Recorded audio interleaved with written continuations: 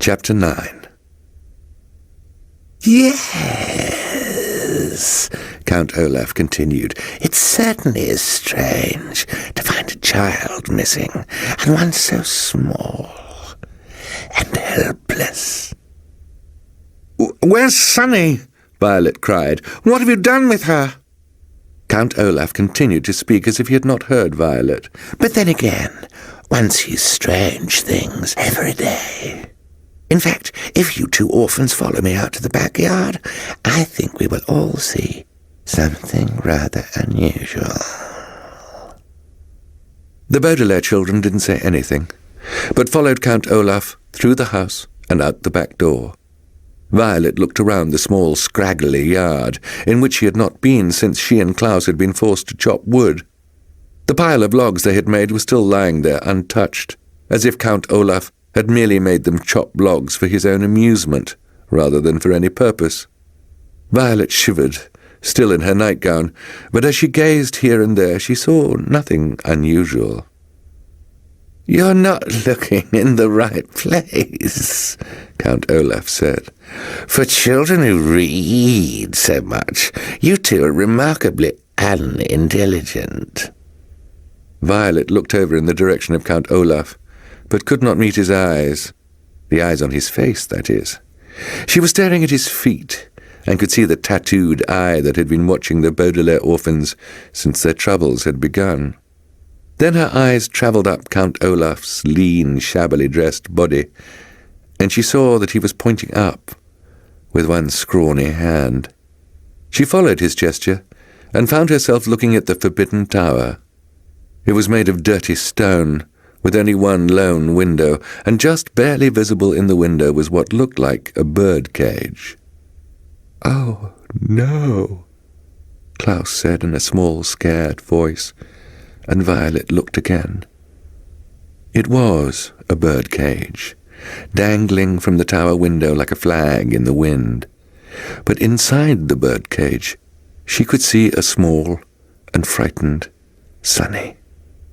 When Violet looked closely, she could see there was a large piece of tape across her sister's mouth and ropes around her body. She was utterly trapped. "Let her go," Violet said to Count Olaf. "She has done nothing to you. She is an infant." "Well, now," Count Olaf said, sitting on a stump. "if you really want me to let her go, I will. But surely even a stupid brat like you might realize that if I let her go, or more accurately, if I asked my comrade to let her go, poor little Sunny might not survive the fall down to the ground. That's a 30-foot tower, which is a very long way for a very little person to fall, even when she's inside a cage. Oh, but if you insist—" "No!" Klaus cried. "Don't!" Violet looked into Count Olaf's eyes, and then at the small parcel that was her sister, hanging from the top of the tower and moving slowly in the breeze. She pictured Sunny toppling from the tower and onto the ground, pictured her sister's last thoughts being ones of sheer terror. "Please," she said to Olaf, feeling tears in her eyes. "She's just a baby. We'll do anything, anything. Just don't harm her." "Anything?" Count Olaf asked, his eyebrow rising. He leaned in toward Violet and gazed into her eyes.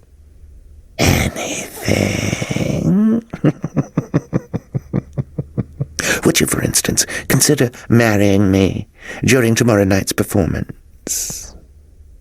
Violet stared at him. She had an odd feeling in her stomach, as if she were the one being thrown from a great height. The really frightening thing about Olaf, she realized, was that he was very smart after all. He wasn't merely an unsavory drunken brute, but an unsavory, clever drunken brute. "While you were busy reading books and making accusations," Count Olaf said, "I had one of my quietest, sneakiest assistants skulk into your bedroom and steal little Sunny away. She's perfectly safe. For now, but I consider her to be a stick behind a stubborn mule." "Our sister is not a stick," Klaus said. A stubborn mule, Count Olaf explained, does not move in the direction its owner wants it to.